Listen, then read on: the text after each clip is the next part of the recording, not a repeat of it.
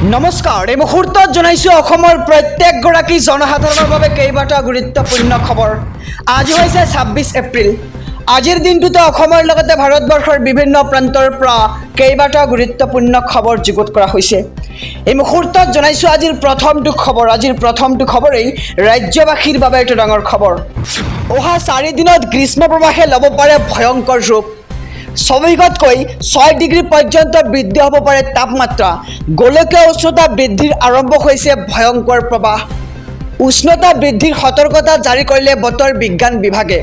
দেশজুৰি এপ্ৰিলৰ অন্তিম 4টা দিনত বৃদ্ধি হ'ব উষ্ণতা আৰু 12খন ৰাজ্যক সতৰ্ক কৰি য়েল্লো এলাৰ্ট আৰু অৰেঞ্জ এলাৰ্ট জাৰি কৰিছে বতৰ বিজ্ঞান বিভাগে। লগতে পশ্চিমবংগ, উৰিষ্যা, বিহাৰ, ঝাৰখণ্ড, উত্তৰ প্ৰদেশত বাঢ়িব তাপমান আৰু গোৱা, অন্ধ্ৰপ্ৰদেশ, কৰ্ণাটক, তেলেংগানা, মহাৰাষ্ট্ৰতো বাঢ়িব এই তাপমান। আৰু স্বাভাৱিকতকৈ তাপমাত্ৰা বৃদ্ধি হৈছে অসমতো। দেশৰ প্ৰতিটো প্ৰান্ততে চুই গৈছে এপ্ৰিল মাহৰ গ্ৰীষ্ম প্ৰৱাহে। অহা 4 দিনত গ্ৰীষ্ম প্ৰৱাহে ল'ব পাৰে ভয়ংকৰ ৰূপ আৰু স্বাভাৱিকতকৈ 6 ডিগ্ৰী পৰ্যন্ত বৃদ্ধি হ'ব পাৰে তাপমাত্ৰা। এই মুহূৰ্তত জনাইছোঁ আজিৰ 2 নম্বৰ খবৰটো এটা ভাল খবৰ। অসমবাসীৰ বাবে মুখ্যমন্ত্ৰী হিমন্ত বিশ্ব শৰ্মাৰ বৃহৎ ঘোষণা।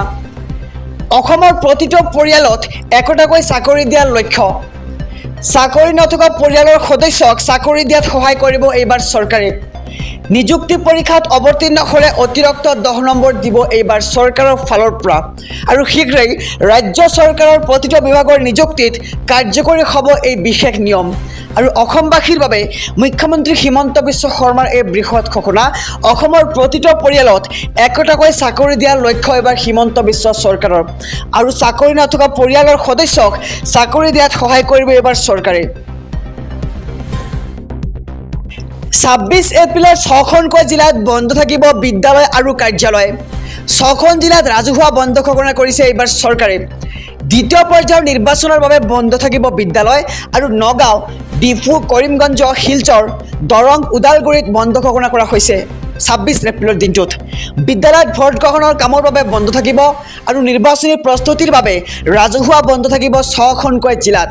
ভোট গ্ৰহণ হ'বলগীয়া প্ৰতিটো সমষ্টিতে থাকিব এই বন্ধ। আৰু ২৬ এপ্ৰিলত 6খনকৈ জিলাত বন্ধ থাকিব বিদ্যালয় আৰু কাৰ্যালয়সমূহ।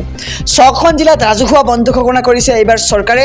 নগাঁও, ডিফু, কৰিমগঞ্জ, শিলচৰ, দৰং, ওদালগুৰিত বন্ধ ঘোষণা কৰা হৈছে ২৬ এপ্ৰিলৰ দিনটোত। অৰুণোদয় লাভ নকৰা সকলক লৈ মুখ্যমন্ত্ৰীৰ নতুন সিদ্ধান্ত। অৰুণোদয় আঁচনিৰ বাবে নতুনকৈ কৰিব পাৰিব আবেদন আৰু ৰেচন কাৰ্ড থাকিলে আপুনি লাভ কৰিব মাহেকত ১২৫০ টকা। আৰু নতুনকৈ ২,৫০,০০০ লোকক অৰুণোদয়ৰ ধন প্ৰদান কৰিব চৰকাৰে। আৰু ১২৫০ টকা পোৱা মহিলাই লাভ কৰিব 2খনকৈ নতুন আঁচনিৰ সুবিধাও। আৰু প্ৰধানমন্ত্ৰী জীৱন বীমা লগতে প্ৰধানমন্ত্ৰী যোজনাৰ সুবিধাও পাব হিতাধিকাৰীসকলে। আৰু সমান্তৰালকৈ লাভ কৰিব প্ৰধানমন্ত্ৰী সুৰক্ষা বীমাৰ যোজনাও। আৰু অসমৰ ৰেচন কাৰ্ড থকা প্ৰতিগৰাকী মহিলাই লাভ কৰিব অৰুণোদয় আঁচনিৰ ধন। আৰু অৰুণোদয় লাভ নকৰা সকলক লৈ মুখ্যমন্ত্ৰীৰ নতুন সিদ্ধান্ত যে এতিয়াৰে পৰা প্ৰতি বছৰে সলনি হ'ব অৰুণোদয় আঁচনিৰ নিয়মসমূহ।